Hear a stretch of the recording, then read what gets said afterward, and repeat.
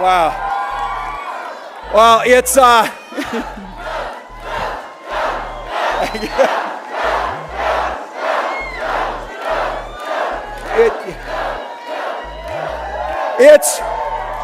it's a Tuesday. I'd like to see this crowd on Saturday night. I'll tell you so. Ready to go. First of all, thanks to Ed Helms. Can we give him another round of applause? That guy's amazing. Look. He could be doing anything else, but he came here because he loves this country, and so I am grateful for that. Special thank you to Andrew. Our union members across this state and across this country know that unions built the middle class and unions built America. And I just have to tell you, there's so many great things here, but I have to tell you, for Americans across the country, you need to send Jackie Rosen back to the Senate. You need to send Jackie Rosen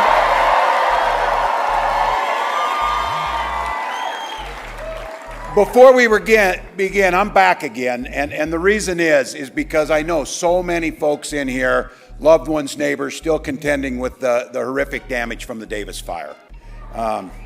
We were out here when that was happening. Our hearts are with the families and the community impacted, and I have to tell you, let's take a moment and give a grateful round of applause for our first responders and the folks who put themselves out there.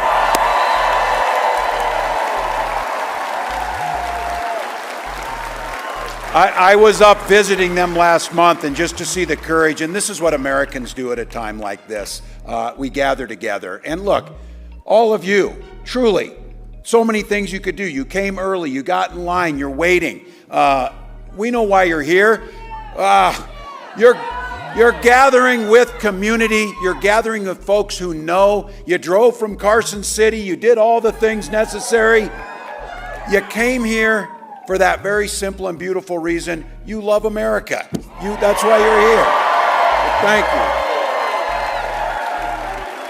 And I got to say, you probably figured this out about me. I kind of talk the way I see it, and I'm a little bit old school, but I'll have to tell you, like all of you, the deep respect for this country, what we have. Call me old-fashioned, but a president's character and words should matter. They do matter. They do matter. It's presidents, when this country's at its most challenging times. At the heart of the Great Depression, that first inaugural address, President Franklin Roosevelt, as he saw Americans scared, struggling, wondering what was next, made those famous words that we all heard when we were in school and knew that that's what America was about. All we have to fear is fear itself. And we bucked up, and folks helped their neighbors. Then we saw communism spreading across the globe, suppressing freedoms, crushing democracies, and it was growing. And Ronald Reagan stood up and said, "Mr. Gorbachev, tear down that wall." That's what we do. And in the most consequential presidential election of our lifetime, in the only presidential debate between Kamala Harris and Donald Trump stood up and said, "They're eating cats, they're eating dogs." Exactly right. Exactly right. If he were a comedian or something else, that would be one thing. But it's too damn serious to be funny. When he did that, the Republican governor of Ohio was forced to send state law enforcement to escort children to school. And none of it was true. Donald Trump also said, instead of being like Ronald Reagan and standing up to the Russians and their expansion, Donald Trump told the Russians, "Do whatever the hell you want" to one of our allies as they rolled into the Ukraine. And just today, we learned a little bit more about what he said. There's news reporting that Donald Trump has had as many as 7 private phone calls with Vladimir Putin.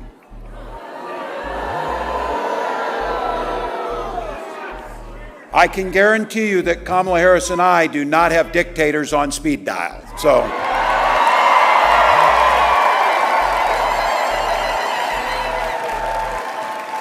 look, It's pretty simple, you get it. Our allies don't trust him. The people who work with him know how dangerous he is. And people like Putin flatter Trump, and Trump looks up to him. Because what we know is they can walk all over him. He's easily played. Flattery will get you everywhere with Donald Trump. Look, his own national security advisor warned us he is easily manipulated by people like Putin. But again, it's probably a pretty simple reason. Donald Trump's looking out for Donald Trump. That's what he does. Now, the one that I have to tell you as a governor, and for many of you here, this one makes my blood boil. When we were struggling because of Donald Trump's incompetency during the COVID pandemic, we were trying to get whatever materials we could, COVID testing, whatever we could get. It turns out now that Donald Trump was sending COVID machines to Vladimir Putin that we couldn't get in our states.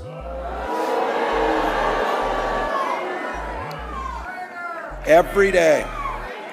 So, and now, as we watch and our hearts go out, and as governors and as American citizens, we see the heartache, the turmoil, the loss, the trauma that happened after Hurricane Helene and a natural disaster. And we know we work together. You saw it right here during the Davis fire. I watched all of you, many of you, you stopped campaigning and started collecting goods for people who were in the fires. You stopped doing politics and other things to look out for your neighbors. But now we've got Donald Trump's staff telling us that Donald Trump was refusing to send aid to disasters until he found out how the people in those areas voted. Now, I know that the bar has been lowered on these things, but can we all just agree this is the kind of stuff that would have ended political careers before they started?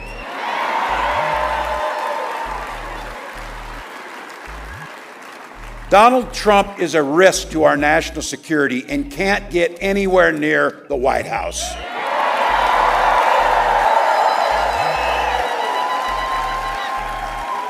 You know he will say and do whatever is good for Donald Trump. But here's the thing. That's not Kamala Harris. And Kamala Harris will stand up to thugs like Vladimir Putin, and she's made it clear. And here's why, and I love this. From her first day as a prosecutor all the way up to being vice president, she walked in the courtroom the first time, and she said she uttered 5 words in that courtroom. Kamala Harris, for the people. Kamala Harris, for the people.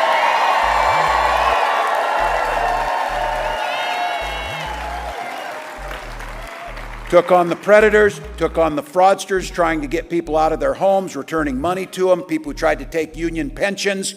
She stood up to transnational gangs trying to human traffic or move drugs, and she stood up to corporate interest. And this is the thing that we're all hungry for. She never hesitated to reach across the aisle and work together to solve problems.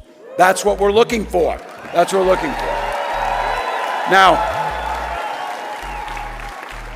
I'm proud to be her running mate. And she oftentimes says this, where could a kid from Oakland in a middle-class family run with a kid who grew up around the farms of rural Nebraska? When we talk small towns, there's something we do. We try and out-small town each other.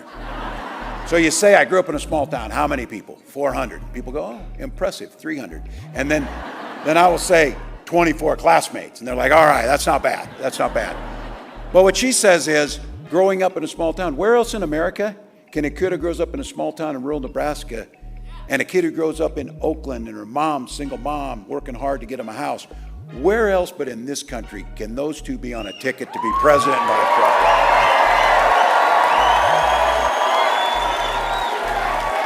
But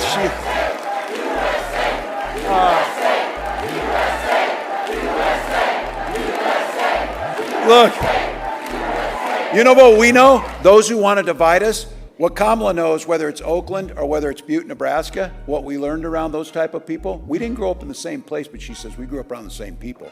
People who knew you took care of your neighbors. You looked out for the common good. Those are the values that we grew up with. Those are the things that motivated us to run for public office. The same thing that motivated Kamala Harris to run for those offices that she did. And look, how nice will it be to have those values in the White House of the United States? So.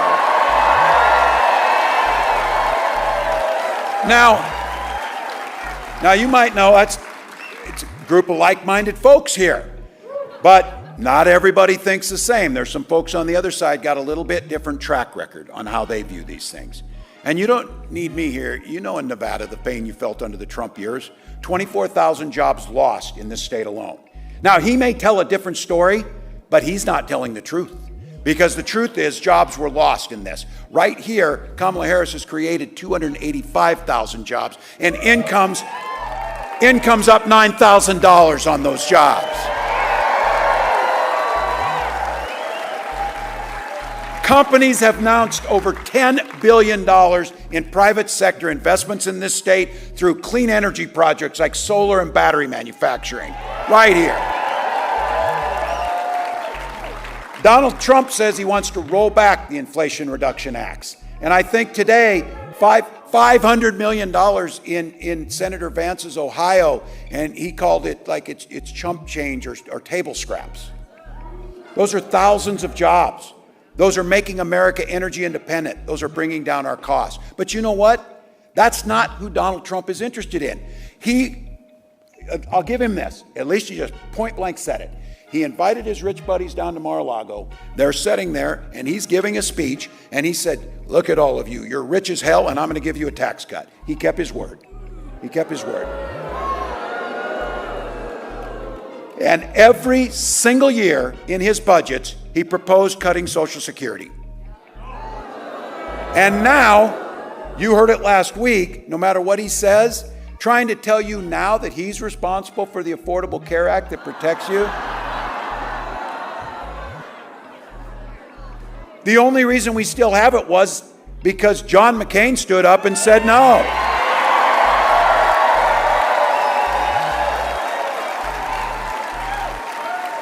Look, you all know it. This country and this world can't take 4 more years of Donald Trump. It's that simple. Now all of a sudden they're pretending. I had to be correct. Sometimes I have to be corrected on the things I say. I will own that. I said they didn't have a plan. My bad. They do have a plan. It's called Project 2025. I did say this. They said, oh, I don't know anything about that. And I said, well, Senator Vance, you wrote the foreword to the architect's book. You might know something. If you write, I don't know, I've never written someone's foreword to a book, but I'm assuming if you do that, you remember them. That would just be me. But I do know this, as a football coach, you take the time to draw up a playbook, you're going to run the plays. You're going to run the plays. And those plays are tax cuts for the wealthy, undermining the ACA, gutting the protections that we have on pre-existing conditions. But Kamala Harris gets it, and she gets it because she grew up middle class like so many of us. She understood it.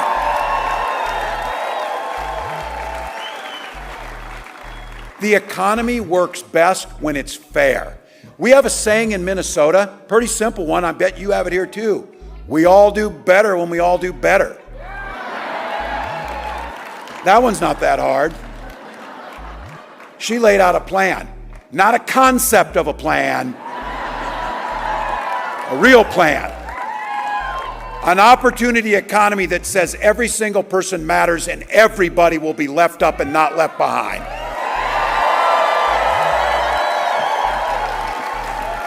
A child tax credit, so in a child's first year of life, that family will have the ability to buy that crib, buy that car seat, make sure that they can tackle skyrocketing costs around childcare. You know, not all of us can just count on a family member, but there's got to be a way, and Kamala Harris laid it out to make sure everything from universal pre-K to making sure childcare is affordable. That's what we have.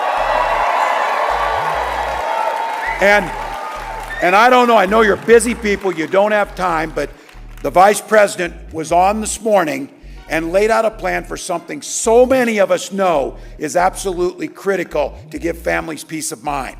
How do we care for our loved ones? How do we care for our loved ones when they're getting older and need the care they have?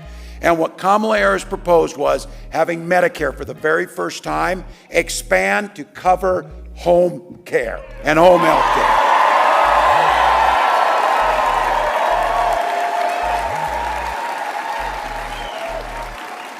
And here's something else. Imagine this, that it's been this long. Also to have Medicare, and some of you out there, I'm getting there a little, getting a little short in the hair and a little long in the tooth. Proposing that Medicare, because it's about making us healthy, covers vision and hearing for our seniors.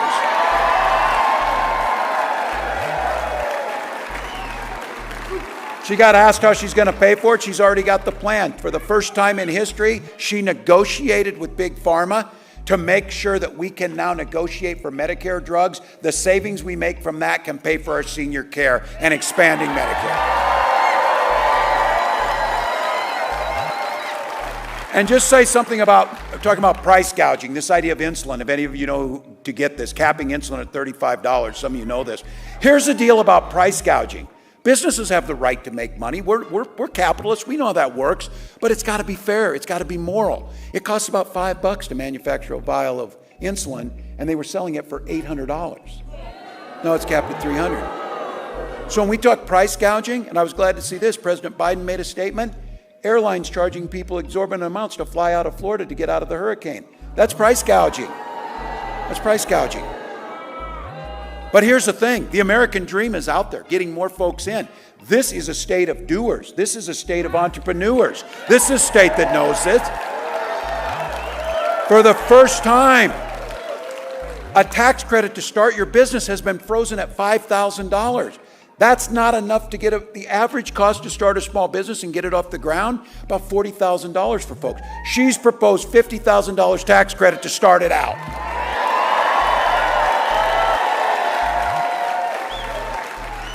And I know this one for all of you, and you got to hear a little bit of it, and I baffled by some of this. Last week I had a little conversation with Senator Vance, and it was about housing. It was about housing, and the solution is we should just build on federal lands or something. And I said there's no federal lands around Minneapolis, so what are you going to do? But the point is, the housing issue's real. This is something for many of us, when you bought that first house, that's everything. And it's everything because it's your biggest investment, it's generational wealth, but it's much more than that. It's the safety for your family. It's the place you gather for holidays. It's the place you bring your kids home from the hospital the first time in that house. For these guys, they don't ever want to mention the other side of this. The other side of it is you got folks buying up houses to sell them as commodities, just like they buy stocks and bonds. Prices in this county have increased 50% since 2017. You know it. Big Wall Street firms. I had to look, hedge fund manager and venture capitalists. That's not the jobs most of us do. Those are the facts of the folks buying up. There was a case here. One company buying 260 homes in a single day. That's to make profit. Look, everybody has the right to sell their home, but you have a right to work on a market that works and those moments in your lives that make a difference. That's why Kamala Harris has a plan, build 3 million new homes and have a $25,000 down payment assistance for folks to get started. Young folks out here. Look, you're going to pay it back. And you're going to have that home. And we know this. When people have homes and stability, and they have jobs, and their kids get off to school with food in their belly, everybody does better. Everybody does better. So look, what you know is, Kamala Harris and I get this. The idea that we're fighting for, she comes out to that beautiful song, Freedom, coming out Freedom. Well, it's more than that. It's the freedom for you to live the life you want to live. That's what it's about. And I know in this room, there's Republicans in this room. And there are.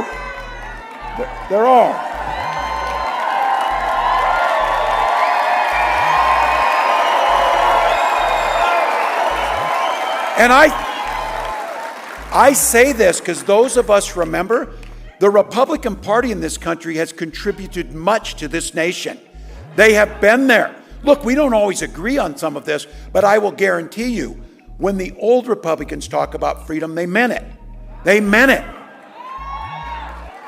Now these guys, Donald Trump, turns out when he's talking about freedom, that government should be free to be in your doctor's office. To be in that school library, or to or to be pretty obsessed about being in your bedroom. I would argue the party of Ronald Reagan would want government out of all of those things. Now look, Donald Trump is out there telling folks fair return to power. Don't worry about your reproductive freedoms. I got it. I got it. He told all the women here, he told you he would be your protector.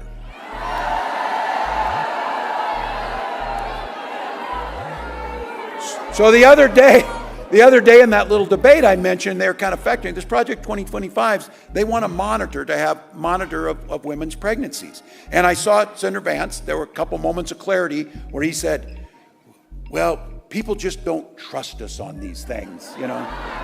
And that's where my wife is really happy. Some of you saw me face on this, I almost blurted out, no, you know, no kidding. No kidding. Look, to Donald Trump and J.D. Vance, women don't trust you.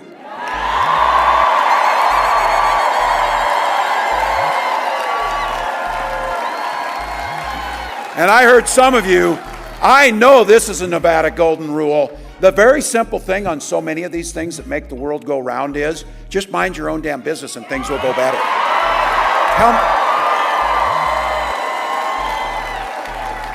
I don't want to speak for the Republicans here, but I got to feel like that's a mantra of the old Republican Party. Just mind your own business on this. And for some of you, it gets very personal. And look, there are women out there that don't want to have, their names are household names now because they nearly died trying to avoid these Trump abortion bans. And for me, and for so many of you out there, they're going another step further, banning things like fertility treatments. Those are our decisions. Those are our decisions to make. Whatever family you want to have, or no family, or whatever that family looks like, that's your decision, not government's decision.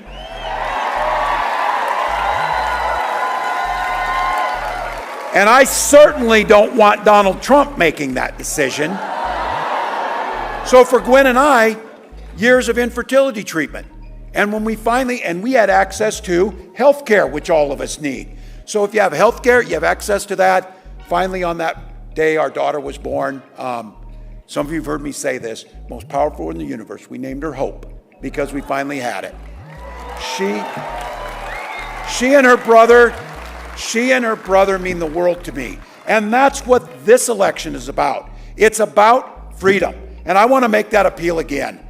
The party of Reagan needs to stand on personal freedoms, not with Donald Trump's way of doing things.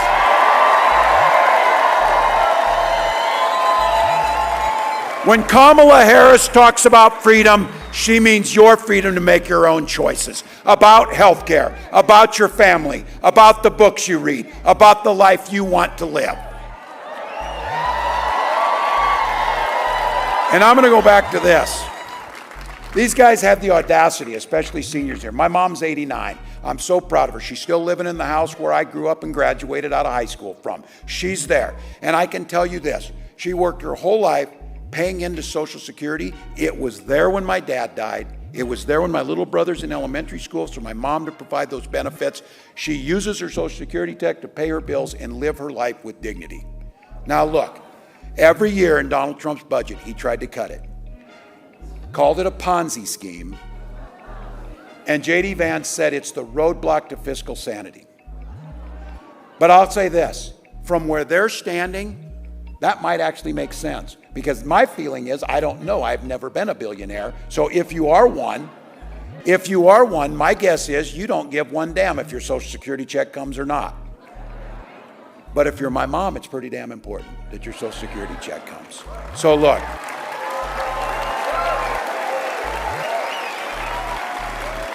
Freedom to make your health care decisions.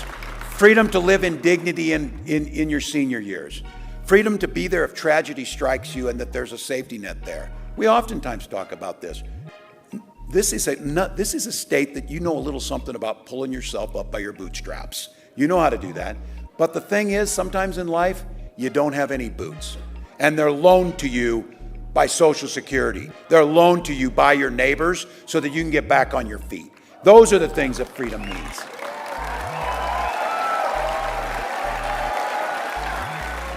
And I got to tell you, this one for all of you, for all of us, this piece of freedom is the one that we should hold most dear. The freedom to send our little ones in their best clothes to school without being shot dead in their classroom.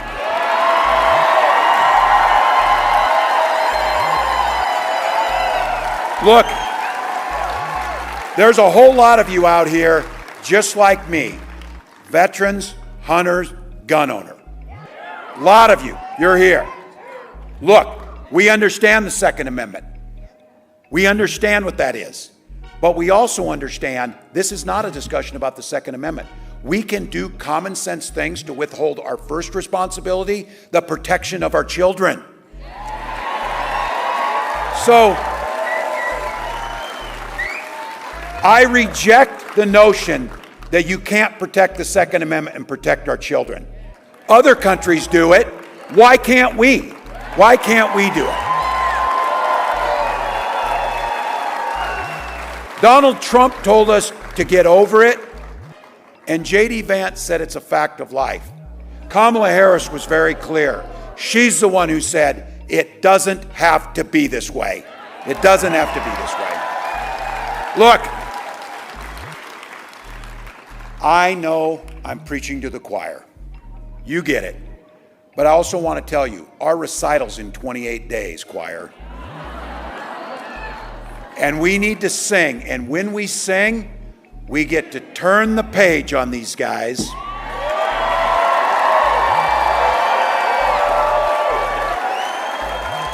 Put in a new generation of leadership with a new way forward.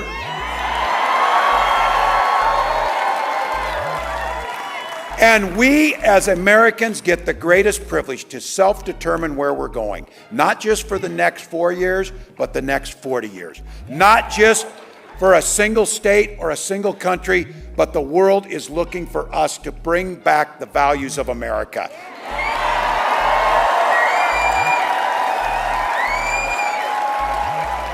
So you've heard me say it. It's all gas, no brakes for 28 days.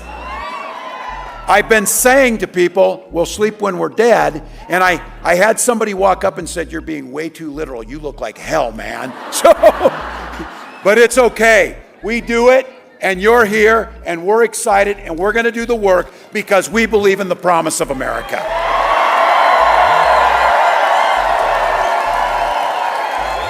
So you know, 28 days, and the Vice President said it. When we fight, we win.